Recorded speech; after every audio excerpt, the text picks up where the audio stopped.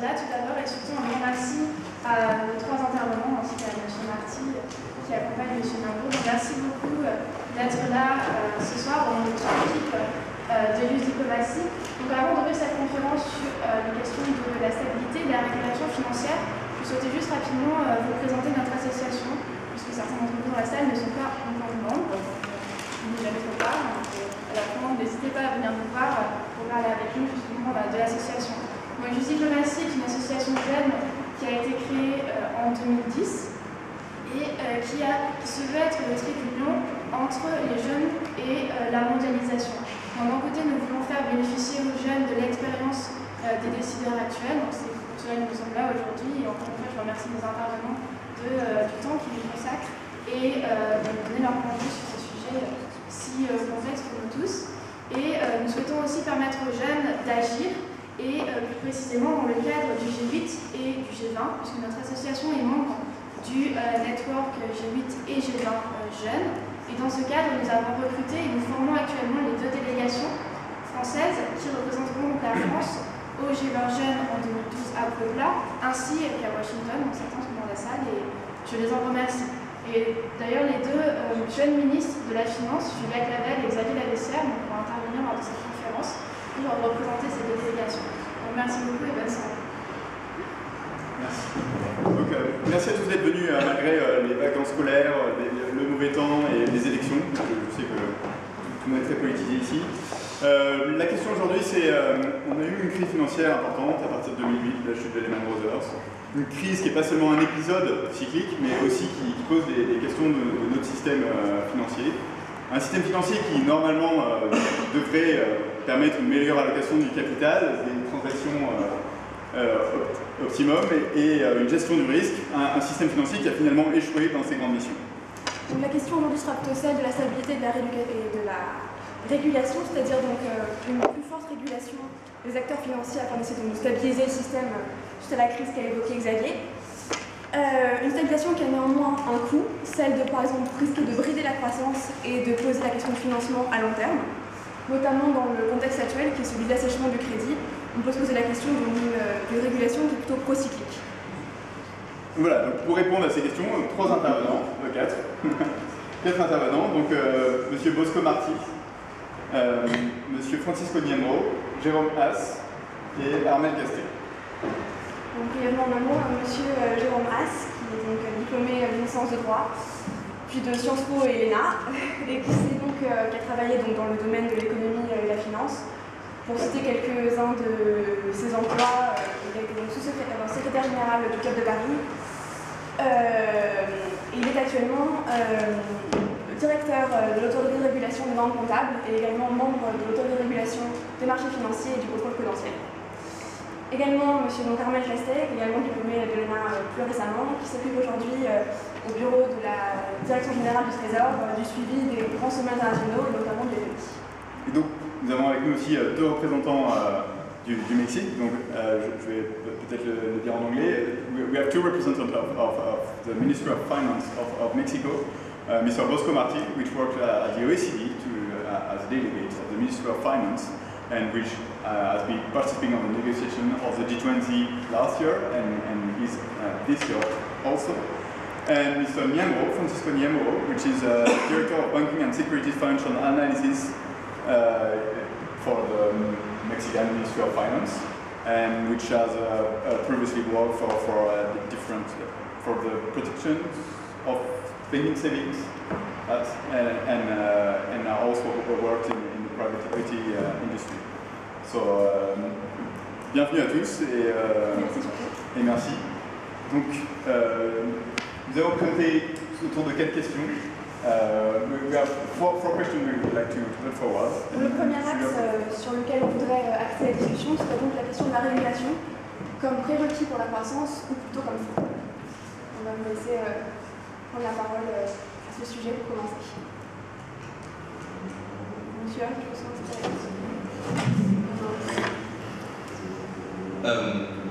bonjour d'abord. Je crois que dans votre question, il y a l'idée que la stabilité en soi même si on dit la stabilité financière, qui est un concept qui maintenant a sa noblesse, puisqu'il y a des comités, il y a du comité de la stabilité financière, des conseils de la stabilité financière, etc. C'est un mot qui a émergé de la crise, mais il y a un peu l'idée sous-jacente, je me trompe peut-être, que la stabilité n'est peut-être pas un programme enthousiasmant. Parce que dans la stabilité, il y a un certain esprit, par définition, de lenteur, ou peut-être de régression, ou en tout cas une absence de mouvement. Mais en fait, ce qu'est la stabilité, c'est la découverte qu'à l'inverse, si on ne fait rien, la sphère financière telle qu'elle s'était constituée dans peut-être les 2 dernières décennies, un petit peu plus, est devenue comme une espèce de gigantesque animal, très aléatoire, extraordinairement complexe, qui est animé par des hommes et des femmes, bien sûr, mais qui eux-mêmes sont animés par des anticipations, qui sont des anticipations de rentabilité extraordinairement élevée, qui constituent une fin qui justifie beaucoup de moyens, notamment le recours à beaucoup de techniques très complexes et qui continuent de concourir à la dilatation de cette sphère financière qui est de plus en plus grande et une dilatation qui en même temps est de plus en plus incontrôlée, aléatoire, et que si on ne fait rien pour essayer de maîtriser ce qui, vous le voyez, est une espèce de cercle vicieux pratiquement, à l'état de nature, si je peux dire, cette sphère financière a presque son autonomie de vie et de fonctionnement, et lorsque se produit en son sein ce qui arrive de plus en plus fréquemment, des loupés, lorsque le moteur ne marche plus, et lorsqu'il y a des fuites, et il y en a beaucoup tout le temps et très souvent, alors cette instabilité de cette énorme masse de liquidité dont on parle constitue une menace absolument considérable pour nos sociétés. Nous l'avons vu avec la crise, et donc voilà ce dont il s'agit avec la stabilité financière. C'est un mot qu'on a créé pour essayer de prendre conscience et de se donner les moyens de limiter ce qui a été au fond la principale, le point de départ de la régulation globale de la finance qui est partie en novembre 2008 au premier G20 à Washington, et où tout le monde s'est mis d'accord de manière très étonnante pour dire que l'ennemi, si vous voulez, l'objectif que l'on devait se donner pour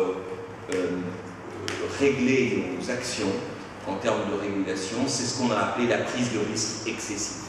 Donc il y a dans la nature même de la sphère financière, à cause des anticipations dont j'ai parlé, et d'une manière assez perpétuelle, si vous voulez, un risque d'excès, un risque d'emballement qui accentue les cycles à la hausse, qui accentue les cycles à la baisse, et qui, déguisé dans une complexité extrême, ne se laisse pas facilement reconnaître et identifier si on ne se donne pas d'emblée des moyens précis, forts, construits, organisés et globaux de surveiller le système et éventuellement de le contraindre. Voilà en quelques mots le thème, je crois, que je voulais développer pour répondre à votre question.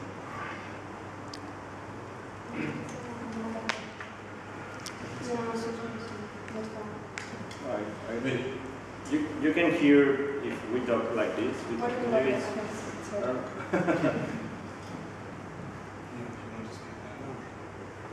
Pour rebondir très rapidement sur le propos de Jérôme Haas, je pense qu'il y a aussi une dynamique dans la régulation financière qu'on est en train de mettre en place. Et vous posez la question de la procyclité justement de cette régulation financière, et en l'occurrence par rapport aux autres grands épisodes de régulation financière post-crise, on peut noter que le régulateur essaie justement d'internaliser les risques propres à l'action de régulation.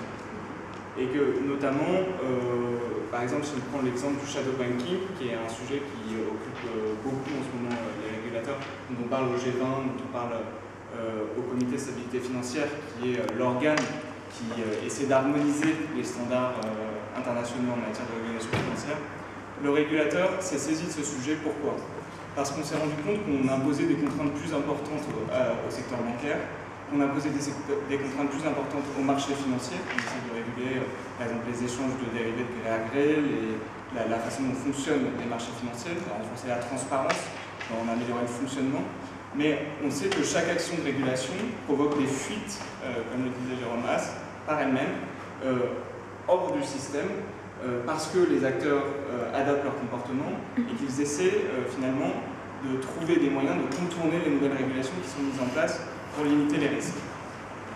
Et donc, on a peut-être, je pense que c'est une des particularités de la régulation financière telle qu'elle se fait depuis l'éclatement de la crise de 2008, c'est que le régulateur a conscience des limites de son propre action et essaie finalement d'avoir une régulation adaptative qui intègre au fur et à mesure dans différents mouvements, parce qu'on ne peut pas tout faire en même temps, parce qu'aussi il y a des enjeux de négociation très forts avec des intérêts très forts, notamment lorsqu'on discute avec nos partenaires anglo-saxons. Il essaie d'intégrer finalement les conséquences de l'acte de régulation. Et sur le shadow banking, on a pris conscience que un des éléments de la crise, un des facteurs de la crise, c'était que d'abord on ne connaissait pas toujours l'ensemble du bilan des banques.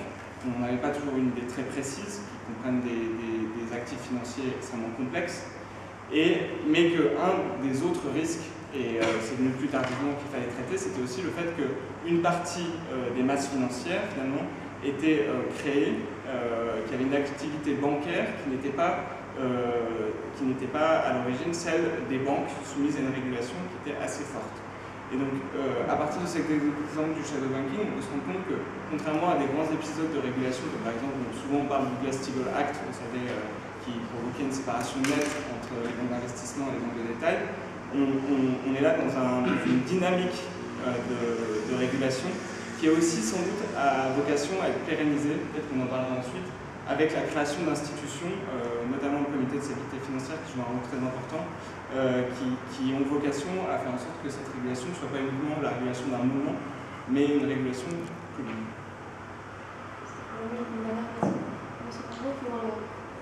No, I don't need it. Everybody here speaks English. Maybe better than me. Well, of course, stability is a desirable issue, a desirable state of the economy. And the most important thing with stability is that stability gives certainty to financial actors, to economic actors. And this is the most important thing, because without certainty, people doesn't know what's going to happen then. And people and business also. And when you don't have in the midterm or on the long term that certainty, you can take decisions. When you have certainty, you can make entrepreneurial decisions, you can make investment decisions, and you can invest on the long run, and you can also maybe pay for your education. Without that certainty, maybe you don't have the opportunity to decide to go to the university, or every decision that you think that you have to start, you can take it or not take it on the same basis. So that's why stability of the economy it's about, and the regulation framework has to be there to put a level playing field for these actors and give that certainty. But there's one thing that we have to think about, and it's that regulation has to be there to put the incentives, but also to protect and to protect the financial risks of the system, of the people. So that's the trade-off of the regulation, that sometimes have to put like barriers for preventing bad things happen, but also have to put the incentives for economic players to take that decisions under certainty and pursue growth.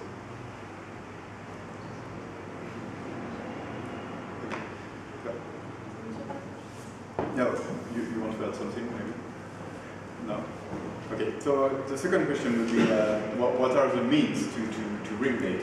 We have seen that currently with the ballot legislation we have a few options, but what do you think that are the correct means to use? Ma question est finalement quels sont les moyens de la régulation aujourd'hui? On voit qu'il y a des solutions avec les ratios prudentiels. Il y a actuellement beaucoup le recours aux notes des agences de notation, mais tous ces systèmes ne semblent pas adaptés. Donc quels sont les moyens que vous pensez les plus adaptés, peut-être Jérôme Haas? C'est une question très, très large. Disons que ce qu'on a découvert en 2008, en 2009, c'est que malgré l'introduction de beaucoup de mesures déjà au fil du temps, et notamment dans des lois qui dataient de la crise précédente, qui n'étaient pas très anciennes, puisqu'elles dataient du début de la décennie 2000 avec l'appui de l'Internet et les scandales Enron, WorldCom, etc. Vous êtes peut-être trop jeune pour avoir connu, mais qui ont été l'occasion d'une première vague de régulation diverses. Ce dont on s'est aperçu, c'est que les dispositifs en place ne permettaient pas d'appréhender correctement les risques.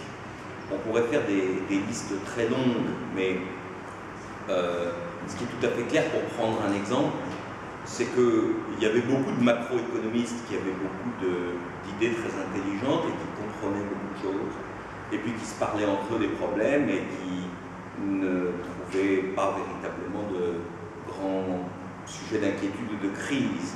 Et qui qui manifestement n'ont pas vu venir la crise.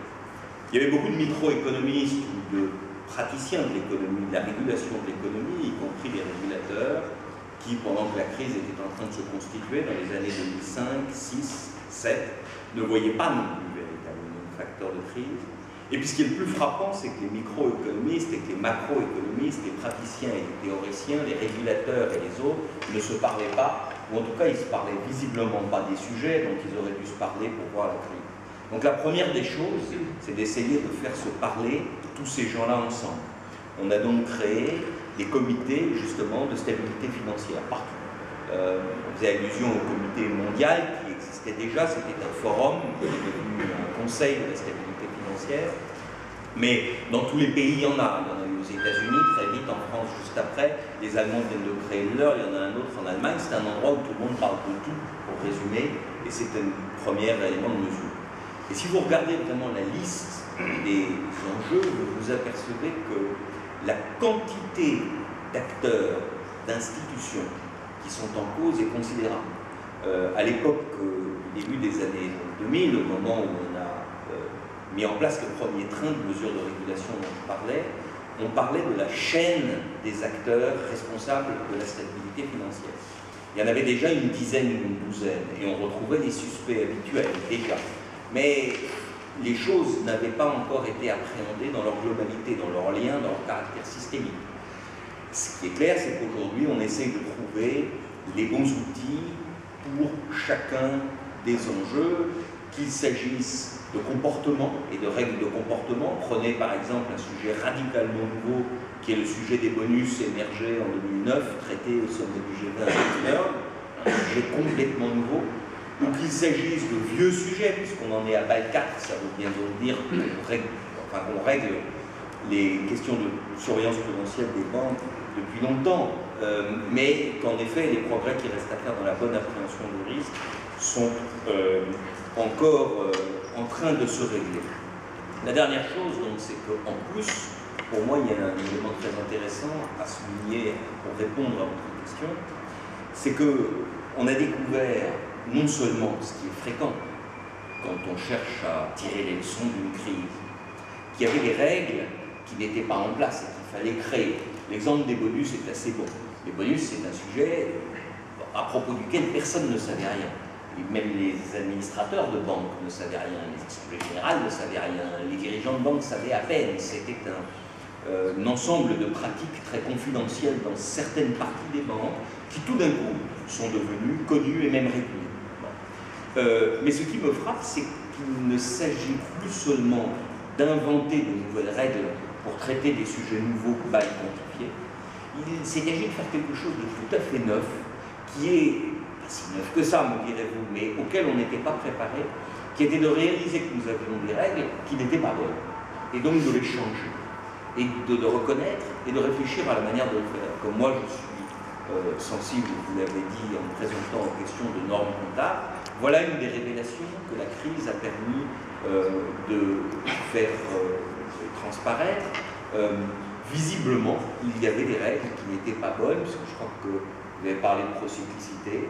Eh bien, les règles comptables ont été des moyens de transmission de la procyclicité, c'est-à-dire qu'elles se comportent, a-t-on constaté pendant la crise, d'une manière qui amplifie les hausses et qui accentue les baisses.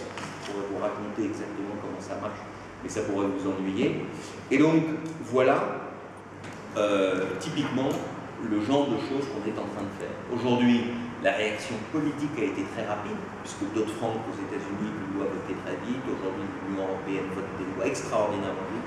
Mais la quantité de réglages qu'il faut faire, je veux bien que je ne vous réponds pas, parce que la quantité de réglages qu'il faut faire sur un très grand nombre de sujets, certains très anciens où il faut changer, certains très nouveaux où il faut inventer, la quantité de réglages est tellement grande que aujourd'hui nous sommes encore à peine à mi-chemin du temps qu'il faut pour régler les problèmes.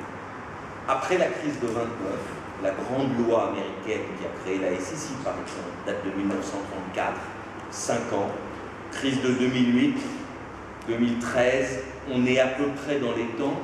On aurait pu penser qu'on était capable d'aller beaucoup plus vite, mais comme les problèmes sont beaucoup plus compliqués, et on aura peut-être l'occasion d'en parler, en plus les problèmes deviennent aujourd'hui des problèmes mondiaux, c'est normal qu'on mette au moins autant de temps qu'il y a 80 ans. Yeah, I would like to address you the same question. What are the means of regulation?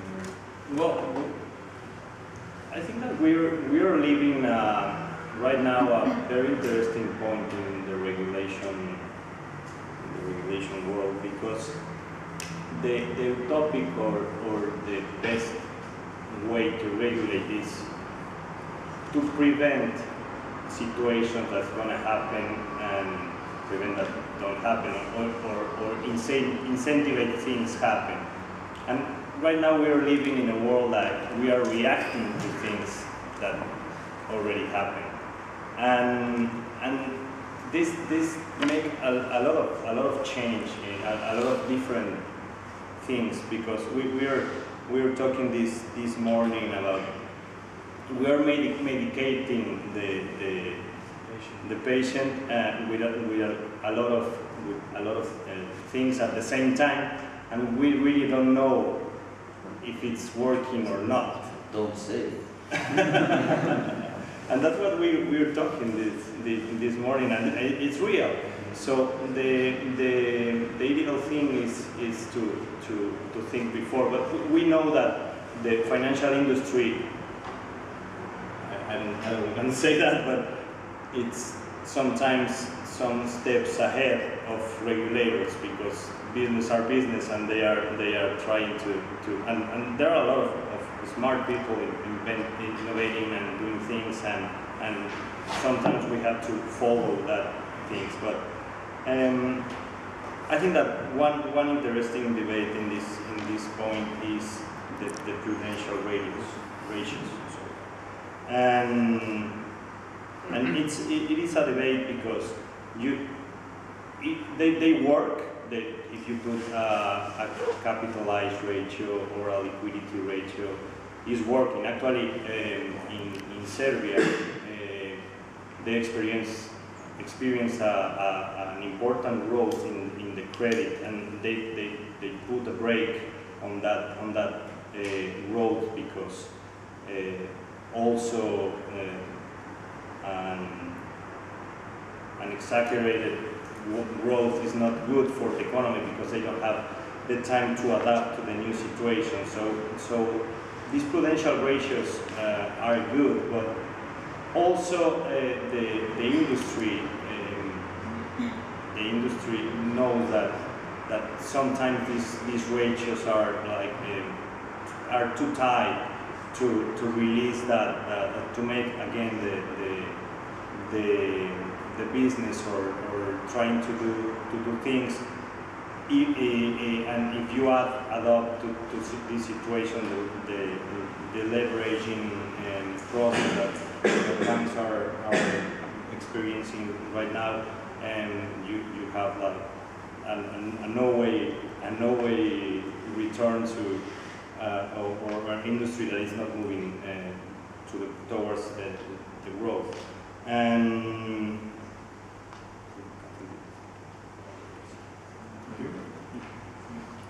Bon, je voudrais ajouter juste une mesure que je crois que c'est important, que c'est l'accès à l'information. La présidence du Mexique du G20 on a pris la protection pour les personnes qui utilisent les services financiers comme une priorité de la présidence du G20. Donc,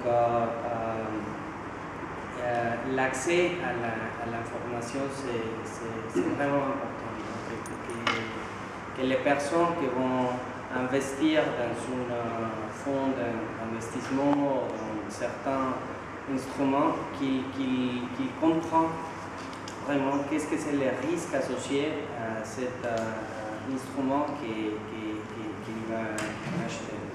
Donc, ça, c'est une mesure que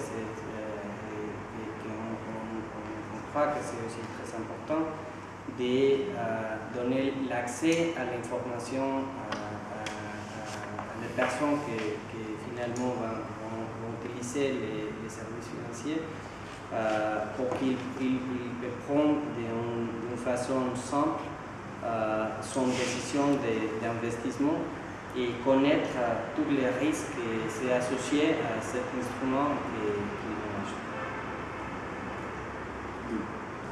J'ai entendu plein de solutions. Quels sont les moyens qui paraîtraient... Moi, comme je n'ai pas l'expérience et le savoir des personnes qui sont assises autour de cette table, je vais prudemment me retrancher derrière ce qui est qu'on peut considérer comme l'état de la réflexion au ministère de l'économie, à la direction générale du Trésor sur cette question. Et l'idée générale serait peut-être de dire qu'il ne faut pas avoir de fétichisme des instruments. Parce que, effectivement, comme vous le disiez, les ratios prudentiels, par exemple, pour les banques, sont une avancée extrêmement importante. BAL 3 vient compléter BAL 2,5, comme le disait Jérôme Haas, et BAL 3 va être remplacé bientôt par BAL 4. Donc on fait sans cesse des progrès en termes d'analyse des risques macroprudentiels et d'adaptation de ce que sont les exigences imposées aux banques. Mais on n'est pas parfaitement sûr, effectivement, de ce qu'on est en train de faire. Et par exemple, on a pris conscience avec la crise de 2008, même si on en avait déjà un peu l'idée, qu'il y avait une interaction dynamique, je ne sais pas du tout si ça vous parle ou pas, mais entre l'illiquidité et l'insolvabilité des banques. On s'est rendu compte qu'il ne fallait pas se concentrer uniquement sur les questions de solvabilité, mais qu'il y avait des vraies questions de liquidité. Ce n'était pas complètement neuf, mais on peut dire que la crise a jeté peut-être une lumière plus crue sur cette question-là. Et donc, BAL 3 adapte les exigences qui sont faites aux établissements bancaires en créant, par exemple, un ratio de liquidité. Ça, c'est une avancée qui est intéressante. Mais dans le même temps, on vit une crise mondiale dans laquelle de nombreuses économies sont plongées dans la récession. Et donc, il faut aussi prendre garde aux instruments concrets et aux effets qu'ils peuvent avoir sur l'activité économique concrète. Les banques sont aussi celles qui distribuent du crédit, à vous, à nous, aux entreprises, quand je dis à nous c'est à l'État, mais aussi aux entreprises et aux particuliers. C'est un poumon essentiel pour l'économie. Donc quand on crée un ratio de liquidité, on a choisi avec BAL 3 de créer aussi des clauses d'observation. C'est-à-dire qu'on va voir comment fonctionne ce ratio, quels pourraient être ses effets, avant de le mettre complètement en ordre, de le rendre parfaitement obligatoire, de le généraliser. Parce que la liquidité qui reste dans les banques, elle ne va pas dans l'économie. C'est ça que... Non. On peut le résumer comme ça, mais c'est pas tout à fait aussi simple. Ça dépend du comportement des établissements bancaires. Mais là où je voulais en venir aussi, c'est que ce qu'il faut voir, c'est que derrière les outils, il y a parfois des conflits de normes, de perception. Et au sein du G20, on se rend compte que ça peut être des conflits qui sont liés aussi à des cultures de régulation. Et ça, c'est intéressant quand on se confronte, par exemple, à la perception qui est la perception britannique ou anglo-saxonne de la régulation, qui n'est pas tout à fait celle qu'on peut avoir sur le continent. On a tendance souvent avec nos amis allemands à des positions qui sont plus proches que celles que défendent nos amis anglo-saxons, et c'est lié aussi à des structures d'établissements bancaires et à des cultures financières. Et en particulier, si on parle à nouveau des ratios bancaires, on se rend compte que notre approche est sensiblement différente de l'approche des anglo-saxons. Et que les anglo-saxons peuvent avoir tendance à parler énormément d'outils, c'est-à-dire de ces ratios, de vouloir qu'on impose peut-être des ratios plus importants, ou en tout cas qu'on leur laisse, y compris au sein de l'Union européenne, parce que ce sont des sujets qui sont largement organisés, une marge de manœuvre importante pour imposer des ratios plus importants d'établissements bancaires sur leur sol, alors que nous avons peut-être une conception de la régulation qui est peut-être plus intrusive, enfin, pour utiliser un terme qui est impropre, mais nos autorités de régulation, ça Jérôme Haas va en parler bien mieux que moi, ont tendance à aller sur place, à aller contrôler dans le détail les activités et peut-être à interdire avant la dérive une activité qui pourrait être dangereuse et systémique. Alors que les anglo-saxons, en particulier les britanniques, défendent au sein du comité de stabilité financière des niveaux de ratio prudentiels plus élevés, en tout cas réclament qu'on leur laisse imposer des niveaux de ratio prudentiels plus élevés que l'établissement bancaire, mais sont moins dans une approche qui pourrait être l'approche française, qui est de dire on va interdire certaines pratiques, on va interdire certaines techniques, on va davantage contrôler au quotidien l'activité bancaire. Et donc derrière les outils, il faut peut-être toujours avoir l'idée que ce n'est pas uniquement des outils, ce sont aussi des cultures financières qui s'expriment et aussi parfois des intérêts. Et aussi toujours des intérêts. Et par exemple, pour aller dans le sens qui vient d'être dit, et notamment pour éviter le fétichisme des instruments, c'est une bonne expression, il y a un point qui me semble très important, c'est que l'ensemble de ces règles s'articulent ensemble. Elles s'articulent les unes par rapport aux autres. Exemple, quand on parle des ratios de solvabilité bancaire, on les calcule, notamment pour certains, je pense notamment au ratio de levier, sur la base de chiffres qui sont les chiffres qui se trouvent dans les comptes des banques. Mais les chiffres qui se trouvent dans les comptes des banques européennes ne sont pas les mêmes chiffres que ceux qui se trouvent dans les comptes des banques américaines. Pourquoi? Eh bien, tout simplement, par exemple, parce que les normes comptables européennes prévoient que l'ensemble des actifs et des passifs financiers doivent être comptabilisés au bilan des banques en brut. Donc on met tous les actifs et tous les passifs et on ne les nette pas. Aux États-Unis, on les nette. La différence, d'après les estimations, serait de 7 000 milliards de dollars. C'est beaucoup d'argent. Donc les ratios qu'on calcule sur des bilans à ce point différents n'ont aucun sens. Donc les conséquences économiques d'un certain montant de ratios que l'on appliquerait de la même façon dans différentes régions du monde parfois peut n'avoir aucun sens si certaines des règles qui servent au calcul du ratio sont à ce point différentes. Et des exemples comme ça, j'en ai beaucoup. Celui-là, c'est le plus joli, mais il y en a beaucoup. Et donc, on est obligé, effectivement, de ne pas être fétichiste, et surtout de se rendre compte que derrière, en effet, les calculs, les chiffres, les règles, il y a en réalité des conséquences potentielles dans les différentes zones du monde qui peuvent être extrêmement différentes. Je pense, moi, que le principal défi que nous avons devant nous, c'est donc d'apprendre maintenant à régler les instruments d'une manière peut-être différente dans les différents pays pour obtenir le même résultat prudentiel. Et ça, c'est quelque chose qui n'est pas encore rentré dans les mœurs. Peut-être qu'il faudra attendre la prochaine crise. Actually, if I understand you, I thought you would understand because kind of, yeah, some things, and maybe it's a question or a comment in this thing. And one of the proposals right now is, in this sense, is to separate, for example, derivatives from those balances, or for example, the proposal of the UK with the Vickers rule, which is put a ring fencing on the retail banking from those activities from the investment banking, to start to differentiate these different risks from activities and the risk associated with, because during the crisis we broke a paradigm when we were thinking that only deposit takers were risky institutions because they have the money of the people. And what we just see is that we don't know exactly where the risks are.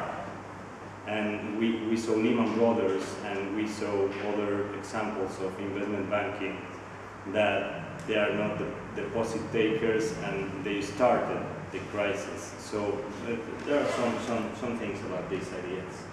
Yeah, to respond to that, I'm not sure that the Vickers option is a solution, because exactly as you say, first of all, a number, I mean, the risks materialized everywhere. You asked where they are, they're everywhere. If I may say so, the banks that resisted best to the crisis are banks that were universal banks. And in this country, it's a fact. Yes, it was because of diversification, plus other factors. But at least you cannot say that to cut banks into two would be a recipe against crisis, because banks, I mean, real, proper, exemplary, universal banks like in France, resisted well to the crisis. So really, on top of it, there is an underlying assumption, which is that, in a way, you can protect the weak, you know, like individual investors, you know, people like you and me, etc., and then let the big boys fight with one another based on the idea that it doesn't matter because they're all professionals, they know what they do, and if they kill one another, it's their problem, it's not our problem. It's absolutely wrong, in fact. Because when they kill them, when they kill each other and when they play together, we pay a price for reasons that have to do with the interconnectedness of all circuits of the financial sphere today, on which I think it's very difficult to, it's very difficult to change. We will not come back from there. So we've got to find something better and more creative in my view. And probably the way is really to be aware of all risks and try to match them. Another thing I would like to say is that you mentioned innovation. Innovation, I would not have a mystical approach to innovation, especially in the financial sphere, because that's good and bad innovation. And what we've witnessed with a number of products, as you know, which we call toxic, is that really at one point, although they started being useful, they became really toxic. And to have systems that allow us to identify when you cross the red line is really what we want to have. We'll never have something perfect, but we are going a long way, I think, together, collectively at global level, in that direction. One of the key things that remain, I agree with my neighbor on my left, is that the way in which it will be implemented is going to be key. First of all, in terms of the regulation that you take in details locally, country by country, because you can be more or less tough with your own industry. And secondly, because the competition between the big financial centers is such that the incentive is low on them to really have a heavy hand. So that's going to be the real challenge. And based on that last point, I agree, I totally agree with you. And just a a conceptual idea of regulation, if you start to trying to regulate every activity and every instrument and everything that you want, you just can't supervise everything, and it's just inefficient. So you have to find a balance, and that's why sometimes the regulation is so fair for small players and people who is struggling for doing business, and maybe it's an advantage for big players. On what you just said, of course I'm asking questions to all of you, and more especially to you, Mr. Mackie, since you're working at the OECD. You were talking earlier, Mr. Hassan and Mr. Kassel, of difference in financial cultures and the issue maybe for regulation. What do you think can be implemented on that side in a more globalized economy to address the problem of difference of regulation in countries? It's a very tough question, and I think that in the global approach, in terms of global organization, standard setting bodies, and they have to put, let me say this, like very broad ideas of what regulation has to be, but there are only rules and standards, and the real work has to come from the country, because they really know how the things are going in their country. They know the culture. They know how many players are, if are a lot of big boys or just two or just one, the concentration of the capital, and even politics. It's a big issue, and how politicized are the institutions, and how well capitalized, or how innovative are the products, how big. For example, in Mexico, the insurance industry is very, very small, and if you go, for example, to the United States, I don't know, thousands of insurance companies. So those are the things that the people that regulates globally really can tackle for every country. I agree with you, and there are limits to what can be done at global level. To give an example, it goes on very simple things, which is once you have an idea, about how to best improve a regulation, you've got to write it down. Recently, I saw what emerged from a working group, where basically the one who had been drafting the paper had produced 87 pages. He was an American, and his British colleague said, well, 2 pages would really suffice. That's why there's no such thing as Anglo-Saxon. So they were at both extremes, and of course for us, I think, well, 20 pages would be the right compromise. But it's not a joke, it's because really the type of regulation that's implicit in 2 pages versus 87 versus 20 says everything about how you operate, how you will control, how precise you will be imposing standards, precisely, etc., etc. There are lots of things implicit in those choices. So really, I fully agree with you, and especially because knowing, to what extent your country has, for example, a legal system that is very, very close to our legal system, but in the same time, your culture is so close to the American culture. I trust that you know what you talk about when you say that right choices should be made at local level, and I think that's true. But we need a balance, because at the same time, you want to impose constraints on the whole system, and you want to impose constraints on those who, if they don't do things right, will make you pay the price of the next crisis. So it's a balance between what you want to see global what you want to see remain local, and how you achieve that. And that's really the game of this century, to try and imagine that. But I fully agree with you that it should start from local, and it's far from being totally agreed. So we have a lot of discussion to come on these issues. No, I just remember the slogan of one bank, that I think that helps add up, as we say, that is think global or act global. That's it. My next question is quel modèle de régulation is, as we are building an European system of regulatory agencies which tend to be independent from political power and from private.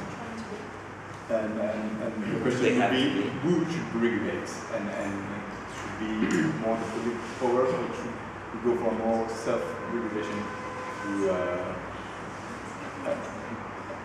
agencies?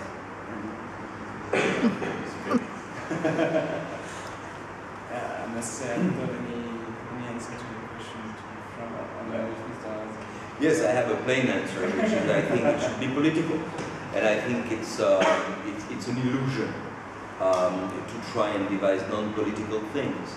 I think what we've discovered in this crisis is that these issues were political, and that you couldn't let the financial sphere develop itself without a proper number of rules. And you see that when the problems come, you go to the politicians and you ask them to solve the issues. And you blame them because they didn't solve them. And you ask them to pay, by the way. So I think it's got to be political. Now, what does it mean? It means that legislation has to be passed in parliaments and that governments have to govern. But it doesn't mean that it will be implemented in detail by the governments. And of course, that's where you need regulators.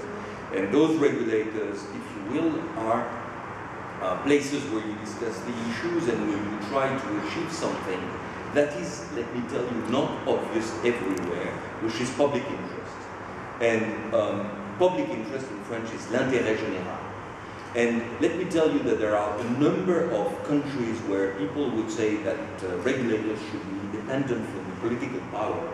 But the way in which the regulation goes has nothing to do with intérêt général. So the key thing for us, for me, is really to try and achieve a right balance between the various interests and to make sure that you achieve financial stability, for example. And frankly, it is true that, as my neighbor said, we have the impression to have in Europe a certain culture of these things based on 2 or 3 ideas, which are prudence, which is exactly the opposite to what we see in the financial sphere. Therefore, you need a counterweight. Long-term thinking, which is again the absolute opposite of what we see, and a sense of balance. Once again, you need stability or the way you want, but balance between the interests, and therefore, I think my view is that this is what we would like to see influence probably more the debates today, which, even if it's not explicit, in fact, are very much based on the assumption that the normal situation is that you let the finance industry do what it wants because it's best, and because that's And in fact, what we've learned is that you should do that, but up to a certain limit. And that's the question of where you put the limits. And of course, my point is just to say we're used to raising this question and putting limits probably more than in other countries where it's not the rule of the game and the whole economy depends much more on the financial industry, so that you want to let them go and you pay the price when it breaks. But that's a tension with our model. I can just add one thing. We created a major global political player with the G20, which actually works, because it created a major impulse on financial regulation issues. And what is the G20? It's just head of states and governments sitting in the same